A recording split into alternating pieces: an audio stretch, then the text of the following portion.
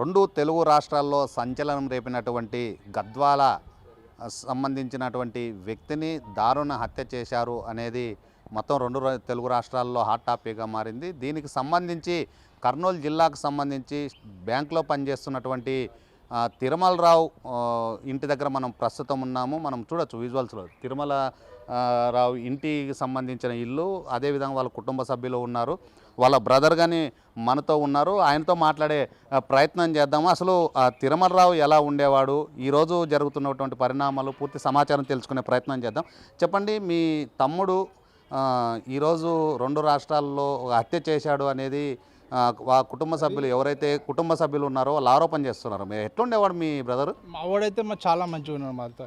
అసలు వాళ్ళ బ్యాంకులో కానీ కూడా మీరు ఎంక్వైరీ చేసుకోండి. వాడు ఉండే పరిస్థితిలో ఏం జరిగిందో మాకైతే తెలియదు. వాడైతే ఎక్కడ తప్పు చేయలేదు. ఇక్కడ కావాలంటే మీరు ఈ లోకల్ ఏరియాలో ఎవరినన్నా అడగండి, ఏమంటారు వాళ్ళ ఆఫీస్లో కూడా అడగండి, వాళ్ళైతే ఎక్కడ తప్పు చేయలేదు. అది ఏం జరిగిందో మాకైతే తెలియదు. మా వాడైతే హస్బెండ్లో ఉన్నాడు, మాకైతే ఎటువంటి ఇన్ఫర్మేషన్ లేదు. కానీ మేము మాత్రము వాడిని కాల్ చేస్తే మాత్రం కాల్ చేస్తే కూడా మేము ఏమన్నా ఇన్ఫర్మేషన్ ఇస్తాం. అది కూడా వాళ్ళు ఏమైంది ఏం కథ కూడా స్విచ్ ఆఫ్లో ఉంది సెల్. తర్వాత ఏమన్నా వాడు ఏమన్నా కాల్ చేస్తే ఇప్పుడు పోలీసు అదుపులో తీసుకున్నారు మీ బ్రదర్ని అనేది గద్వాల పోలీసులు అయితే మా తీసుకోవడం అవాస్తవం. అసలు వాడికి ఎక్కడున్నా కూడా మాకే తెలియదు. తెలిస్తే వచ్చి అప్పచెప్తామని కూడా చెప్పినాము. ఆ సార్ వాళ్ళకి డిఎస్పీ ఎస్ఐ వాళ్ళు మార్నింగ్ వచ్చిపోయినారు. మేము కూడా అదే చెప్పినాం, వస్తే మీకే పర్సనల్గా వచ్చి మేమే హ్యాండ్ అవుట్ చేస్తాం అన్న. వాళ్ళు వినడం లేదు. వాళ్ళు వినకపోక మా అమ్మ వాళ్ళని టార్చర్ పెడుతున్నారు. ఏమని టార్చర్ చేస్తున్నారు పోలీసులు? ఇక్కడ టార్చర్ చేస్తున్నారు. ఏమంటే మీ వాడు చెప్తావా, ఎక్కడున్నాడు, నీకు తెలియకుండా ఎక్కడ పోతుంది అనే వర్షంతో మాట్లాడుతున్నారు వాళ్ళు. మీ మమ్మీ వయసు ఎంత ఉంటుంది? మా మమ్మీ మొత్తం 55 అట్లుంటుంది. మరి మిమ్మల్ని విచారణ చేయలేదా పోలీసులు? వాళ్ళని వచ్చి విచారణ చేసినారు. మేము అదే ఇంట్లో కూడా చూపించాం, లోపల కూడా చూసినారు, చెక్ చేసుకున్నారు. ఒకరోజు రాత్రి 2 గంటలకు వచ్చినారు. 2 గంటలకు వస్తే కూడా మేము తలుపు చేసి కూర్చోవేసి మాట్లాడినాం. ఆయన వాళ్ళు మళ్ళీ ఈరోజు వచ్చి మళ్ళీ నేను ఏం చేసినారంటే మా నాన్నకు ఫోన్ చేసి నీకు బెదిరి నువ్వు ఏమంటారు పట్టేయకుంటే నీ ఇల్లు చేంజ్ చేస్తాం, నీ అకౌంట్ సీజ్ చేస్తాం అనేది అది మాట్లాడకూడదు. వాళ్ళు ఒక ఆఫీసర్గా ఉండి కూడా వాళ్ళు అట్లా మాట్లాడుతున్నారు అంటే చాలా తప్పది.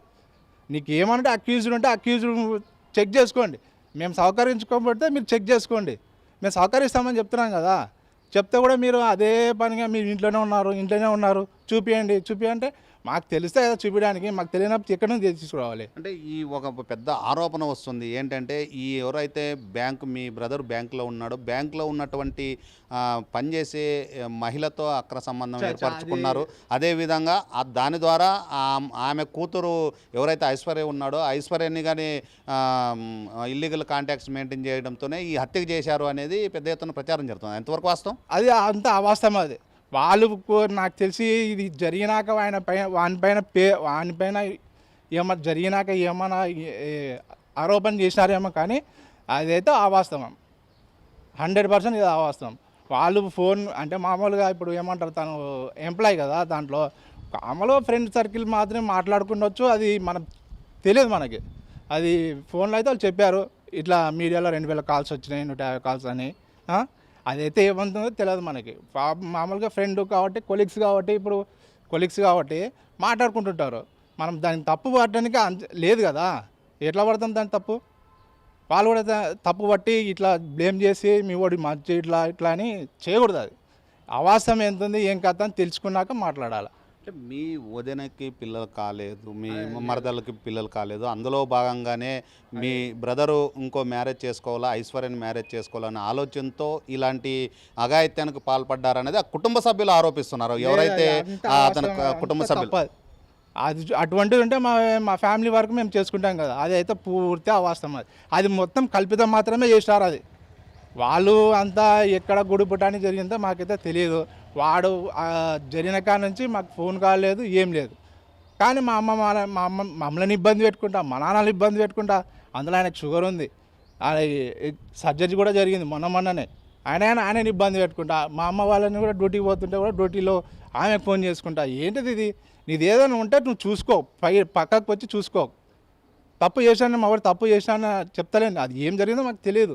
అది ఎంక్వైరీ చేసుకొని మీ వద్ద ఇంత ఉంది వాస్తవం చెప్పండి. అది మీ మీ మమ్మీ బ్యాంకులో దాదాపు 18 లక్షల రూపాయలు ఒక 2 రోజుల క్రితము డ్రా చేసి మొత్తం అది బ్యాంక్ అకౌంట్ని కానీ డిఫాల్ట్ చేసినాడు అనేది సమాచారం. అది ఎంతవరకు వాస్తవం? లేదు, అంత వాస్తవం. అది మాటి 18 లక్షలు ఉంటే ఇది ఎక్కడ అంత ఆరోపణ కాదా? 18 లక్షలు ఎక్కడి నుంచి వస్తాయి, ఏటి నుంచి వస్తాయి? ఒక గవర్నమెంట్ ఎంప్లాయ్ పైన 18 లక్షలు ఎట్లా వస్తాయి చెప్పండి? ఇదంతా అవాస్తవం. అది ఏం జరిగిందో మాకైతే తెలియదు, నాకైతే తెలియదు. అంటే ఇప్పుడు మీతో ఎలా ఉండేవాడు మీ బ్రదర్, మీ కుటుంబ సభ్యులు ఎలా ఉండేవాడు? ఫ్రెండ్లీగా ఉంటాడు, ఎప్పుడు ఫ్రెండ్లీగా ఉంటాడు. ఏమన్నా బాగుంటుంది, మాతో కూడా బాగా మాట్లాడతాడు, ఇంట్లో కూడా ఫ్రెండ్లీగానే ఉంటాడు. ఇది ఏం జరిగింది అంటే వాడు మగోడు వచ్చి ఏం జరిగిందో తెలిసినంత వరకు మాకు తెలియదు. వాడు ఎక్కడుంటే వాడు మాకు కాల్ చేసి చిన్న ఇన్ఫర్మేషన్ దొరికిన మేము వచ్చి సార్ గారికి అప్పగిస్తాం. అంటే ఇది ఏదైతే పోలీసులు ఆయన సెల్ ఫోన్ ట్రాప్ చేసిన సందర్భంలో హైదరాబాద్లో ఉన్నాడని ఒకసారి సమాచారము, కర్నూలులో ఉన్నాడని ఒక సమాచారం. మరి మీకేమైనా ఈ 2-3 రోజుల్లో ఏమైనా మీ హైదరాబాద్ ఉన్నప్పుడు అక్కడ ట్రేస్ అవుట్ ఉంటుంది కదా సిగ్నల్, వాళ్ళే ట్రేస్ చేసి పట్టుకోవచ్చు కదా. మాకెందుకు ఇంత టార్చర్ పెడుతున్నారు? ఇప్పుడు సెల్ ఫోన్ సిగ్నల్ తారగానే పట్టుకుంటున్నారు కాబట్టి ఇప్పుడు వాళ్ళ దగ్గర ఎక్కడున్నా వాళ్ళనే పట్టుకోమను, మళ్ళీ వాళ్ళని టార్చర్ చేయడం ఇది చాలా అవాస్తవం. ఇది ఏం జరిగిందో తెలియదు. ఆ పిల్లోడు వస్తే కానీ తెలియదు. గద్వాల పోలీస్ అదుపులో మీ తమ్ముడు లేడా? లేడు, అస్సలు లేడు. ఇదైతే కన్ఫామ్ లేడు. కానీ వాళ్ళు ఈ టార్చర్ అయితే చేస్తున్నారు మమ్మల్ని. మీరు ఏం కోరుకుంటున్నారు? మీ బ్రదరు ఈ హత్యలో భాగస్వామి ఉన్నాడా లేరా అని మీరు అనుకుంటున్నారు? నాకైతే అది తెలియదు కదా. నేనైతే మా వాడు మంచోడు, ఇక్కడైతే ఎటువంటి ఆపద లేకుండా మంచి బాగుంటుండే. ఇక్కడైతే బాగుంటున్నాడు, మాతో అయితే హ్యాపీగా ఉన్నాడు. అది ఎంతవరకు ఉంది నాకైతే తెలియదు.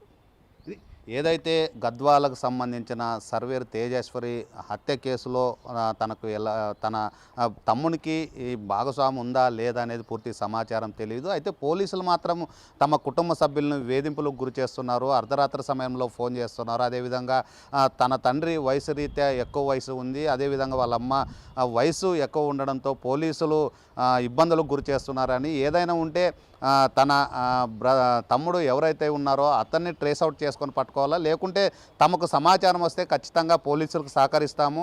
దీంట్లో ఎటువంటి అవి ఏదైతే హత్యలో భాగస్వామి ఉన్నాడా లేదా తేల్చాల్సింది పోలీసులే తప్ప తమల్ని ఇబ్బందులకు గురి చేసే ఆలోచన చేయకూడదు అనేది ఎవరైతే ఈ మర్డర్ కేసు నిందితుడిగా ఆరోపిస్తున్నారో దానికి సంబంధించిన వాళ్ళ అన్న చెబుతూ ఉన్నాడు. అదేవిధంగా ఇప్పటి వరకు వాళ్ళ ఎవరైతే బ్రదర్ ఉన్నాడో ఆ బ్రదర్ని ఇంతవరకు అదుపులోకి తీసుకోలేదనేది తమకు సమాచారం ఉంది.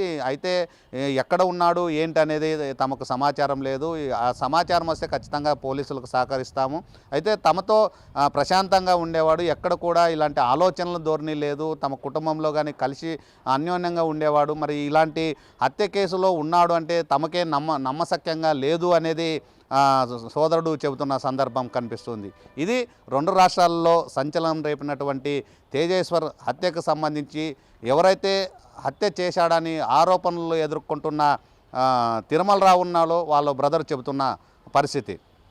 కెమెరామెన్ రమేష్తో టీజీ ప్రసాద్, 10 టీవీ, కర్నూలు జిల్లా.